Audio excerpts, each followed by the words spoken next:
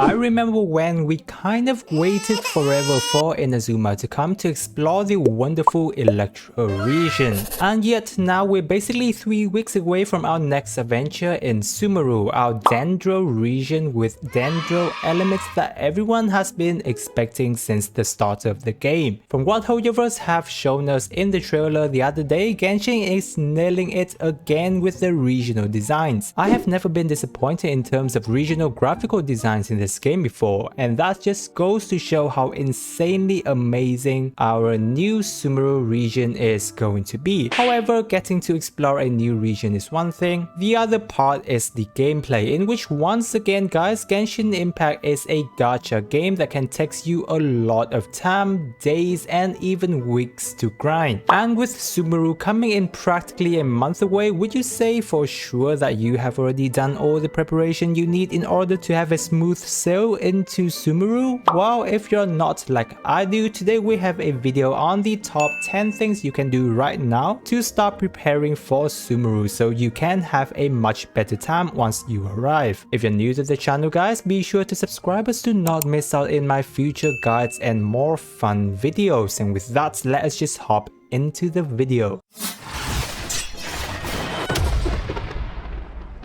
First off, if you haven't already started farming on our cute little fungus right here, I do recommend you to start farming because you will definitely be using their materials sooner or later. I'm sure at least either Tainari, Kole or Dori will be farming them, considering this fungus guy are early farm and 3 of these characters are the earliest Sumeru characters. There's only 25 hydrofungi that spawns each day and their drop rates are the same as common Hurlytro. So if you want to have the ability to speed build the character when they're released, it's best to stack on these materials right now. From what is heard, Sumeru enemies may have a harder time of dropping items due to a slight change in drop mechanics, where some of them will only drop items if they are defeated under certain elements or reactions. So if you've already done most of the quests in our island adventure, just spare like 5 minutes under the chasm and farm these guys.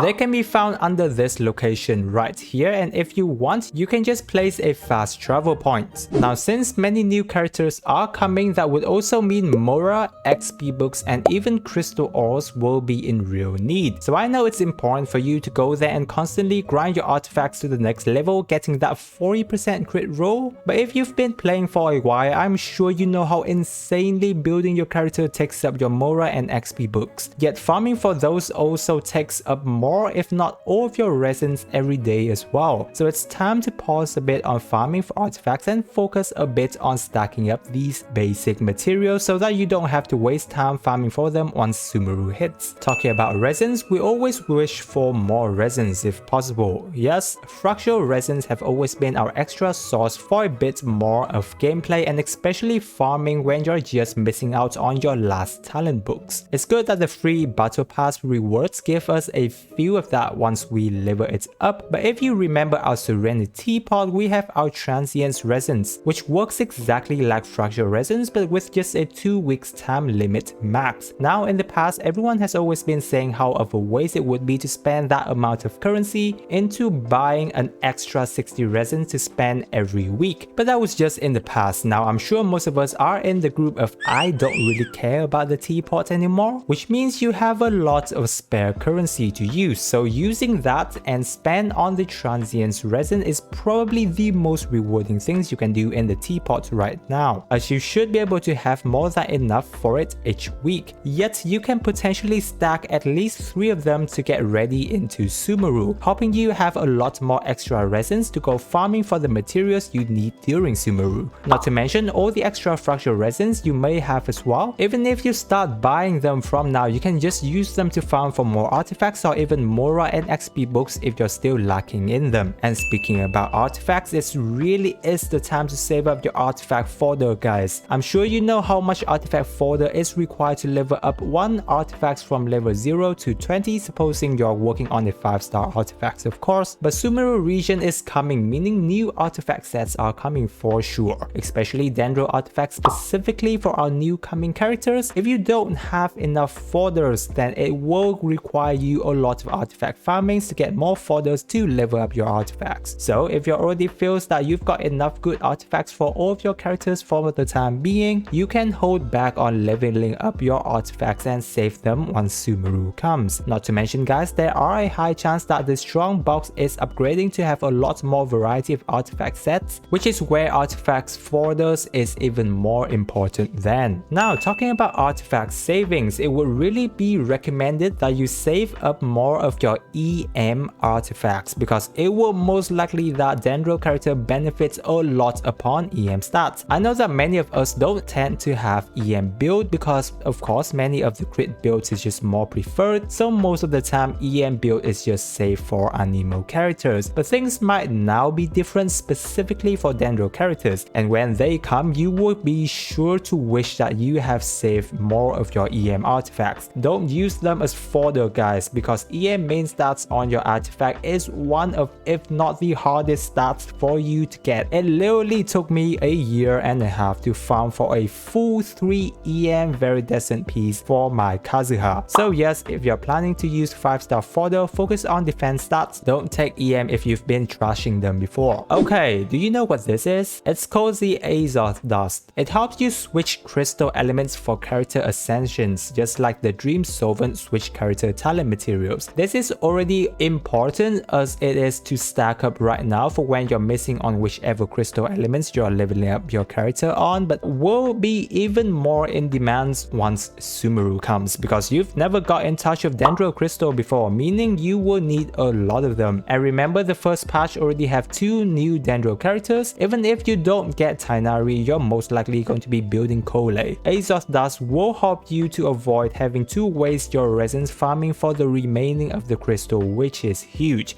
It's pretty cheap for you to buy, but it is limited to how many you can get each month, so if you're lacking a bit on it, do buy them from now because you are required a lot of Azoth Dust for every crystal exchange. For every new region, there will be a new wind glider. They do look truly fantastic every single time. At least from my perspective, I kind of wish we have more wind glider skins. But you know how the frustrating things goes about these new regional wind glider? It's the regional reputation rewards, and usually they are locked for at least 2 months into the regions. Feels like forever, but you will get it nonetheless. However, there's a way for you to speed things up at least 1 to 2 weeks earlier, and that is to save your reputation reward grinding on the week of Sumeru release. Don't do them right away once the week starts, but wait until Sumeru is released. Then you can do the reputation there and speed up getting your wind glider. Next up is to save your weapon billets. There will be free to play Sumeru region weapon for sure, and those weapons aren't technically confirmed yet, so we don't know for sure how good they will be, but I'm certain that there will be a few that's good enough for us to use. So it's the time for you to hold back using your weapon billets. If you're planning on refining the current weapons that you have got, you can stop that for the time being and wait for more information on the soon to come Sumeru weapons. Now talking about Sumeru treasures and rewards, one of the most important things in new regions are the oculi farming. Oh my god, does that take forever for you to farm. Now I know that many of us tend to put down the pin into the location of the oculi so that you can go to the interactive map and search up the remaining ones easier later on. If you haven't been doing this, I do recommend you to apply this to help you a much easier time finding the last of the oculi, as those last one can be tough at times. So to pin them all down do requires a lot of pin, and yet weirdly Hoyoverse only provides us a limited numbers of pins, so it will be time for you to unpin some of the ones that you're not using, or just unpin the pins that you're marked down from the Inazuma oculi. That should spare you up a lot more. Now I know that one of the most important points of playing Genshin Impact is the storylines. The story are fun to go through and you get to meet your favorite characters, yet you only get to have a bit of story once every 6 weeks, so I know that many of us tend to save on the quest to play later on, like I do. However, if you're someone who's saving the Archon quest, I would really recommend that you start finishing them up right now. Otherwise, you will have to grind through a lot of them if you want to get into Sumeru, as it does require you to finish up all of the dated Archon quests, not to mention any potential side quests you need to do during that, so if you do have time, start finishing up the side quests as well. Of course, I don't have to mention that you will have to be at least at a specific AR to enter Sumeru. For Inazuma, it was at least AR 30. 3. So if Hoyoverse is nicer to the lower AR players, Sumeru would require you to be at least 35 or 40 above. If you're someone who's behind on AR, it is really time to start grinding if you're someone who wants to get into Sumeru as soon as possible. Now Sumeru is definitely going to be exciting for sure. I hope all of the things that we have discussed here in this video would help you have a smoother transition into our next adventure of Genshin Impact. Now even though new region is getting updated once in a while, it does get everyone hyped up. However, there are still a lot of players who are quitting due to the many of the problems that still stands in Genshin Impact. In order to get our experience of Genshin Impact to the next level, it's always good for us to provide feedback, in which I have a video discussing the top 5 things that Genshin really need once Sumeru comes. If you're interested in Genshin improvement, be sure to check out the video and share your opinion on what Genshin can improve as well, and hopefully the video will come to Hoyoverse notice and implement